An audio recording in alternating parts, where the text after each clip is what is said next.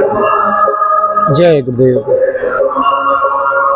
आपको सर्वप्रथम हमारी संगत की ओर से सादर जय गुरुदेव।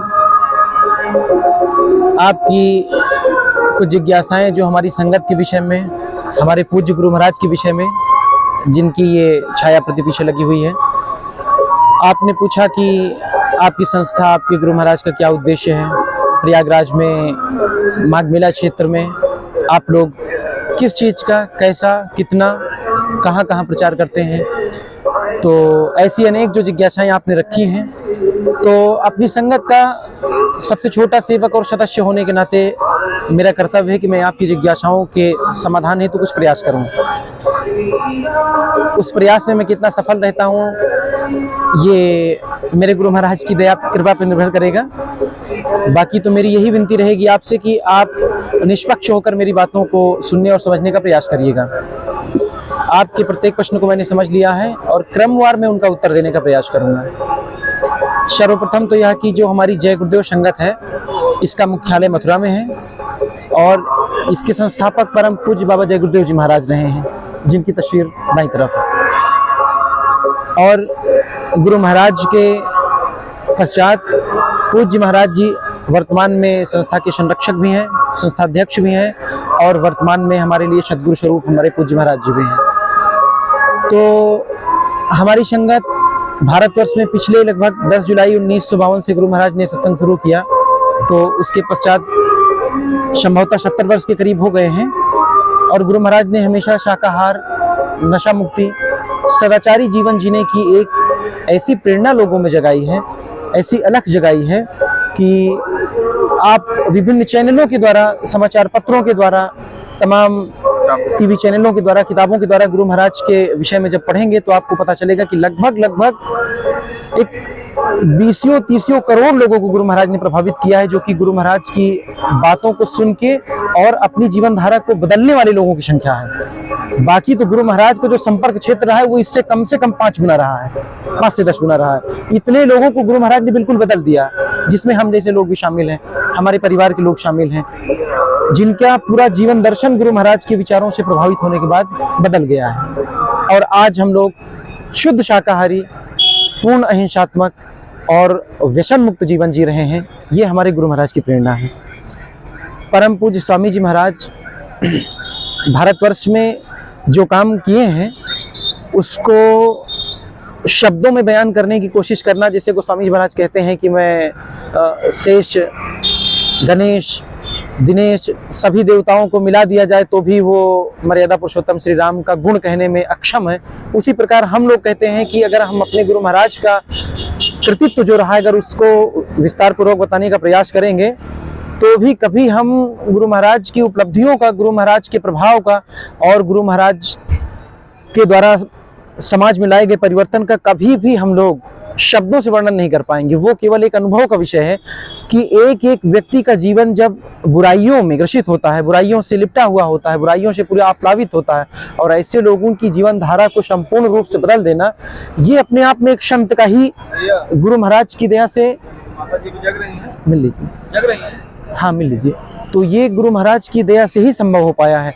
हमारे पिताजी, हमारा परिवार हमेशा ही धार्मिक रहा है, हमेशा ही भारतीय संस्कृति से जुड़ा हुआ रहा है, लेकिन गुरु महाराज से जुड़ने के बाद जो हमारी संस्कृति का मूल तत्व है, जो भारतीयता का मूल तत्व है, मूल दर्शन है, उसको ज्ञान से और शब्दों से ऊपर उठाकर आचरण में जो उतारने का गुण गुरु महाराज ने सिखाया है वो दुर्लभ है।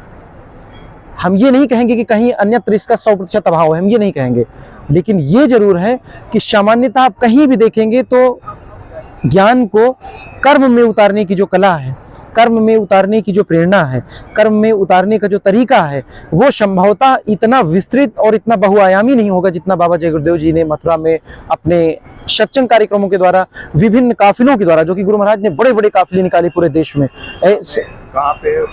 मथुरा में, ये जी राष्ट्रीय राजमार्ग पे ही है, आगरा दिल्ली बाईपास पे आप जाएंगे तो बाएं हाथ पे गुरु महाराज का मंदिर है। इस तरफ से जाएंगे तो जो कि गुरु महाराज ने अपने गुरु जी के, हमारे स्वामी जी महाराज ने अपने गुरु की याद में, अर्थात हमारे दादा गुरु जी महाराज की याद में उसको बनवाया है, जिसका नाम योग साधना मंदिर है, और वो पूर्ण रूप से हमारे दादा गुरु जी महाराज को समर्पित है। वो, और उसके अलावा जो खितौरा में जो हमारा एक छोटा आश्रम खितौरा में है, जय गुरुदेव आश्रम मथुरा जिस प्रकार से एक बड़े आश्रम के रूप में है हमारा, उसी प्रकार उसका एक छोटा भाग जय गुरुदेव आश्रम खितौरा है।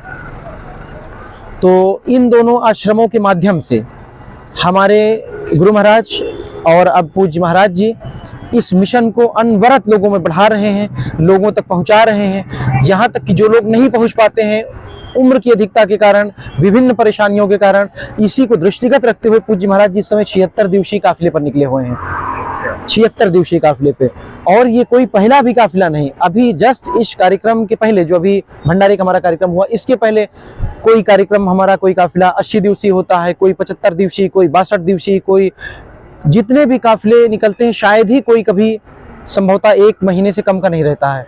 और इतनी देखिए इस समय मौसम की कितनी प्रतिकूलता थी, आपने देखा होगा, अगर मौनी मौसम में आपने देखा होगा कि बारिश हो गई, 6 डिग्री 4 डिग्री तापमान आ गया, आंधी जैसे चली, कितने लोग भीग गए। ऐसी स्थिति में मनोबल देखिए, क्योंकि महाराज जी की प्रेरणा है, गुरु महाराज का संकल्प है। जी।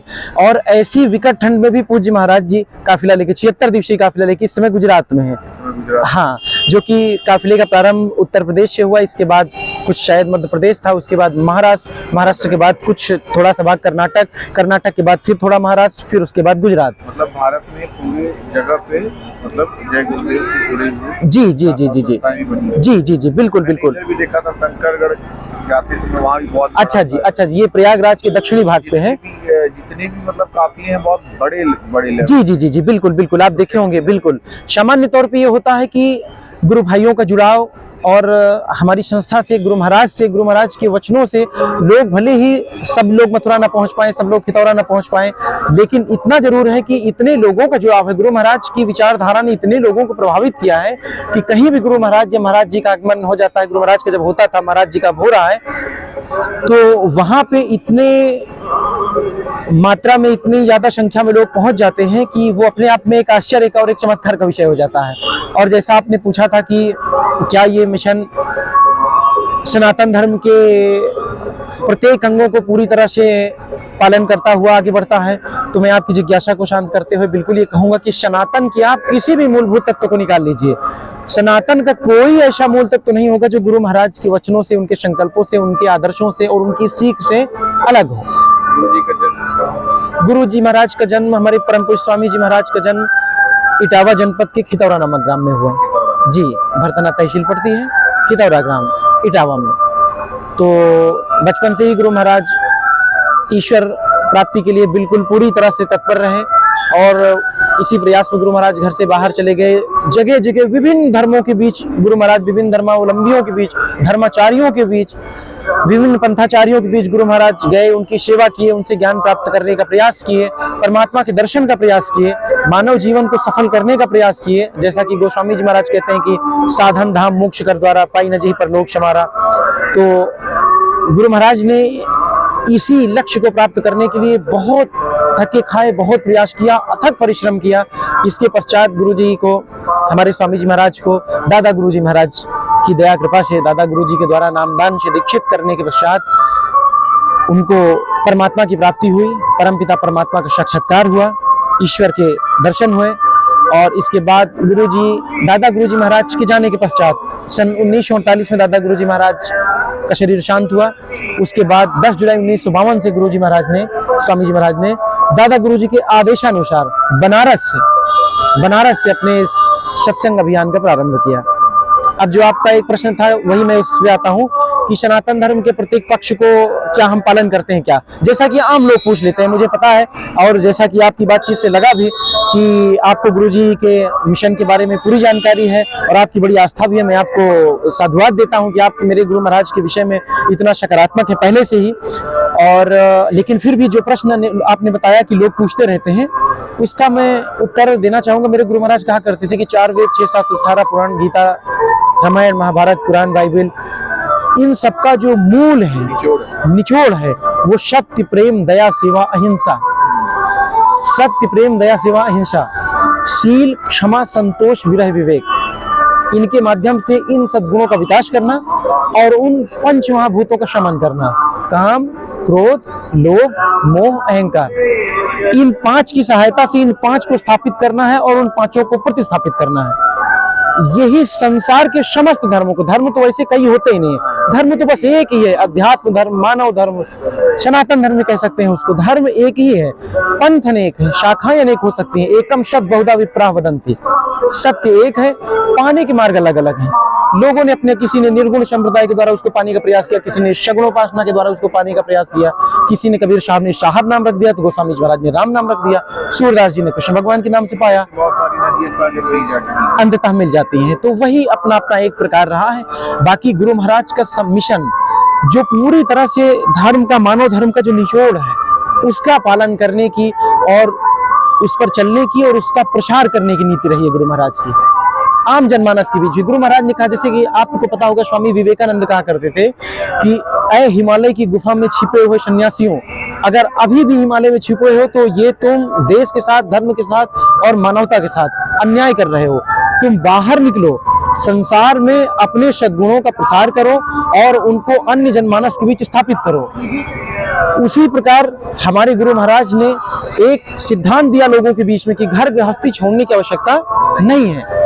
संसार में रह के गृहस्थ आश्रम, जो कि सबसे पवित्र और सबसे श्रेष्ठ आश्रम है, उसी आश्रम पर अन्य तीनों आश्रम टिके हुए हैं। तो गुरु महाराज ने कहा कि गृहस्थ आश्रम का पालन करते हुए, गृहस्थ धर्म का निर्वाह करते हुए, एक पत्नी व्रत का निर्वाह करते हुए, ऐसे महान सद्गुणों को अपना के आप शाकाहार, नशा मुक्ति को अपने जीवन में पूर्ण रूप से धारण किए हुए। क्यों? क्योंकि आपने सुना होगा, अपने महान पूर्वजों ने कहा है कि जैसा खाओ अन्न वैसा होगा मन। तो जब अन्न सात्विक होगा तो कहीं ना कहीं से हम ये कहने में पूरी तरह से हम अपने आप को आश्वस्त महसूस करते हैं कि अन्न सात्विक तो मन सात्विक, जैसा अन्न वैसा मन। बिल्कुल, यही हमारे पूर्वजों की एक श्रेष्ठ विचारधारा रही है। यही पूरे संसार में इस समय वैज्ञानिक रूप से भी सत्य साबित हो रहा है। वैज्ञानिक दृष्टिकोण भी अब आकर इस पर टिक गया है कि आपके अन्न का, आपके भोजन का, हाँ, इस पे शोध चल रहे हैं। संतों की भूमि है, बिल्कुल बिल्कुल, ज्यादा संत जो है नहीं मिले। जी जी जी, कहीं इतना नहीं, कहीं जो भारत भूमि है, हमारे गुरु महाराज इसको एक अलग शब्द में कहते थे कि भारत भूमि योग भूमि है, धर्म भूमि है, अध्यात्म भूमि है, अन्य भूमियां भोग भूमि है। गुरु महाराज ने कहा, हो सकता है यहाँ से भोग के साधन वहां अधिक हो सकता है यहाँ से ज्यादा विकास हो सकता है यहाँ से अधिक डेवलपमेंट हो, लेकिन जो चरित्र यहाँ पे है, जो दर्शन यहाँ पे है, जो जीवन पद्धति यहाँ पे है, जो पर्यावरण के प्रति अनुकूलता यहाँ पे है, सबको सीख देने की, ये भारत पहले विश्व गुरु था जी, सह अस्तित्व की भावना है ना यहाँ पे, सह अस्तित्व कि मैं हूँ तो ये पहाड़ भी है, वो निर्जीव, इससे मुझे मतलब नहीं, लेकिन संस्कृति में उसको संरक्षण करने की सीख दी गई है, नदियों की संरक्षण करने की सीख दी गई है, पेड़ों की पूजा, पत्थरों की पूजा, पहाड़ों की पूजा और उन पत्तियों की पूजा जो कि 22-22 घंटे, 20-20 घंटे ऑक्सीजन देते हैं। अगर उनका घर में रोपण कर दिया जाए तो कई प्रकार के रोगों के विषाणुओं से हम अपने आप को बचा सकते हैं। ये हमारी महान संस्कृति रही है और उस महान संस्कृति को आज के समय में, जैसा कि आपका अगला प्रश्न था कि सनातन के ह्रास में आपका क्या मतलब आपका क्या उसमें दृष्टिकोण है और आप लोग अपना क्या योगदान दे सकते हैं, क्योंकि सनातन का कहीं ना कहीं प्रभाव या हमारी मानवीय संस्कृति का, मानवीय मूल्यों का जो प्रभाव कम हो रहा है, तो आप लोग उसमें क्या करते हैं। तो मैं पूरी जिम्मेदारी से कहूंगा, मैंने गुरु महाराज के बारे में बताया कि गुरु महाराज सनातन के मूल तत्वों को पूरा एक निचोड़ के रूप में प्रस्तुत किए, करोड़ों लोगों ने उसका पालन किया। बिल्कुल बिल्कुल, ब्रॉड चीजें होती हैं, बिल्कुल बहुत ही कॉम्पैक्ट, जैसे पहले बहुत बड़ा कंप्यूटर था, जी जी जी जी, इतना बड़ा हो गया कि बिल्कुल बिल्कुल, अब छोटे में ही समाती जा रही दुनिया। उसी प्रकार गुरु महाराज ने बड़ी चीजों को निचोड़ में लाके, उसके सारांश में लाके, जो जैसे हम हिंदी साहित्य में पढ़ा करते थे सारांश जो होता था, तो सारांश के रूप में गुरु महाराज ने धर्म को सबके सामने स्थापित किया और सरलता पूर्वक। धर्म कलयुग में, कलयुग योग न यज्ञ न ज्ञान, आपने सुना होगा, कलयुग में थोड़ा सा सरलता की गई। सरलता इसलिए की गई है महापुरुषों के द्वारा, जब महापुरुषों ने ही धर्म का, सृष्टि का, मानवता का संविधान ही महात्माओं के द्वारा बनता है। महात्माओं ने इसको सरल इसलिए किया, जैसे उस समय आप बात कह रहे थे कि भाई धर्म की सरलता का कारण क्या है। धर्म की सरलता का ये कारण है कि कलयुग में हमारी आयु जो है, कलयुग में हमारी आयु बहुत न्यून हो गई है। पुराने समय के साथ साथ तो इन लोग को भी थोड़ा हॉस्पिटल वही चलाते हैं, जी इन लोग को भी थोड़ा जी जी। बिल्कुल नहीं। तो गुरु महाराज ने कहा कि कलयुग के पहले जो उम्र थी वो 1000 वर्ष, द्वापर में, त्रेता में 10,000 वर्ष, सतयुग में 1 लाख वर्ष, ऐसा हमारे शास्त्र वर्णन करते हैं। शास्त्रोक्त वर्णन को देखने के पश्चात हमको अनुभव होता है कि कलयुग में यदि हमारी उम्र 100 वर्ष है, तो अगर हम कर्मकांडों के यहाँ कोई विरोध नहीं है, भी पहले मैं आपको स्पष्ट कर दूं, कर्मकांडों का अपना एक वैज्ञानिक प्रभाव है, उनका एक वैज्ञानिक लाभ है, उसका कोई विरोध नहीं है। बस ये है कि थोड़ा सा शिथिलता इसलिए महापुरुषों के द्वारा की गई, महापुरुषों के द्वारा शिथिलता इसलिए की गई कि कलयुग में आप देखते होंगे कि 100 वर्ष की आयु भले ही है, लेकिन हमारे खान पान के द्वारा प्राकृतिक नैसर्गिक रूप से जो वातावरण का ह्रास हो रहा है, इस कारण हमारे तामसिक जीवन पद्धति के कारण 100 वर्ष का भी जीवन सुनिश्चित नहीं रह गया है। आप सहमत होंगे मेरी बात से? 100 वर्ष का जीवन दुर्लभ है इस समय, बिरले लोगों को ही 100 वर्ष का जीवन प्राप्त हो पा रहा है। हम बहुत कम आयु में भी अपनी एक्सपेक्टेशन 50-55 लगाते हैं जी। तो इसलिए गुरु महाराज ने और अन्य संतों ने, इसके पहले ही गुरु महाराज के पहले ही अन्य संतों ने ऐसा कहा कि कलयुग में कर्मकांडों को थोड़ा शिथिल किया जा रहा है और कलयुग में भक्ति का प्रभाव बढ़ेगा। कलयुग में भक्ति और नाम, राम न सकई नाम गुण गाई, और नाम के बारे में श्री रामचरितमानस की मैं कम से कम 10 पंक्ति आपको बता सकता हूं कि जहां नाम के प्रभाव में स्वयं परमात्मा है। गोस्वामी जी महाराज ने कहा कि नाम के प्रभाव में स्वयं मतलब राम रहते हैं। राम न सकई नाम गुण गाई, मतलब कि राम भगवान का नाम, या मतलब परमपिता परमात्मा जिनको लक्ष्य करके गोस्वामी जी महाराज लिख रहे थे, वो परमपिता परमात्मा भी अपने नाम से ही आबद्ध होते हैं, और नाम की साधना करने के कारण जाशु नाम सुमिरत एक बारा उतरहि नरभव सिंधु पारा, ऐसी तमाम जो है हमारी संस्कृति में चौपाइयाँ, छंद, श्लोक और दोहों के माध्यम से हमारे संत महात्माओं ने जागरण का प्रयास किया कि नाम प्रधान है, भक्ति प्रधान है, और ज्ञान कांड, कर्म कांड, इनका कोई विरोध नहीं है। जो लोग इनको करते, मैं स्वयं अपने जीवन में काफी कर्म कांडों को धारण करता हूं, इसलिए कि आपने देखा होगा मेरा नाम भी बालेश्वर देशी है। मैं भारतीय सनातन संस्कृति के प्रत्येक पक्ष को कहीं ना कहीं अपनाने का प्रयास करता हूं, क्योंकि उसका वैज्ञानिक कारण है। संत मत इतने छोटे से जीवन में लोगों को जोड़ने में ही कि लोग जुड़ जाएं, लोग मूल तत्वों को पा जाएं, इसलिए संत मत सीधे निचोड़ की बात करता है और बहुत महानतम रास्ता है, महानतम पथ है। बाकी ये है कि जैसे तमाम लोग हैं सनातन का, जो लोग यहाँ पे प्रचार प्रसार करते हैं, आपको अन्य लोग भी दिखे होंगे, हम लोग इनका बड़ा सम्मान करते हैं। आपने एक प्रश्न उठाया था कि क्या ऐसा तो नहीं कि आप लोग उन लोगों से अलग, उन लोगों के अतिरिक्त, उन लोगों से अपने आप को श्रेष्ठ मानते हैं? ऐसा बिल्कुल नहीं है। बड़े क्षमा के साथ आपसे मैं निवेदन करूंगा कि हम उन लोगों के सहचर हैं, उन लोगों के साथ हैं, और हमारे गुरु महाराज ने देश के या संस्कृति के किसी भी विषय पर हमेशा भारतीय सनातन संस्कृति का पक्ष रखा है।